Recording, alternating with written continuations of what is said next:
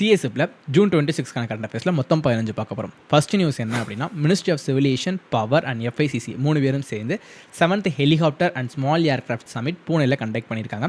Second news, ministry of skill டெவலப்மெண்ட்டும் women child டெவலப்மெண்ட்டும் சேர்ந்து நாவியா அப்படின்ற ப்ராஜெக்ட்டில் ஒர்க் பண்ணுறாங்க. தேர்ட், எக்ஸிம் பேங்கோட ட்ரெயின் கால்வேக் 2025 வந்து நடந்து முடிஞ்சிருக்கு. Fourth news, SMR nuclear power plant பீகாரில் ஒன்று வரப்போகுது. Sixth news, ministry of heavy vehicle industry வந்து ஸ்பெமிக் போர்ட்டில் வந்து கொண்டு வந்திருக்காங்க. சிக்ஸ்த் நியூஸ், இபிஎஃப்ஓ வந்து ஆட்டோ செட்டில்மெண்ட் டெபிட்டை 1 lakhலேருந்து 5 lakh இன்க்ரீஸ் பண்ணியிருக்காங்க. Seventh news, global tobacco epidemic 2025 ரிப்போர்ட்டின் படி 1.6 பில்லியன் வந்து பீப்புள்ஸ் வந்து ப்ரொடெக்ட் ஆகிருக்காங்க. Eighth news, India South Africa அவங்களுடைய பைலேட்ரல் டிஃபென்ஸ் கோஆப்ரேஷனை என்ஹான்ஸ் பண்ணுறதுக்கு ஜாயிண்ட் டிஃபென்ஸ் கமிட்டின்ற ஒரு அக்ரிமெண்ட்டை சைன் பண்ணியிருக்காங்க.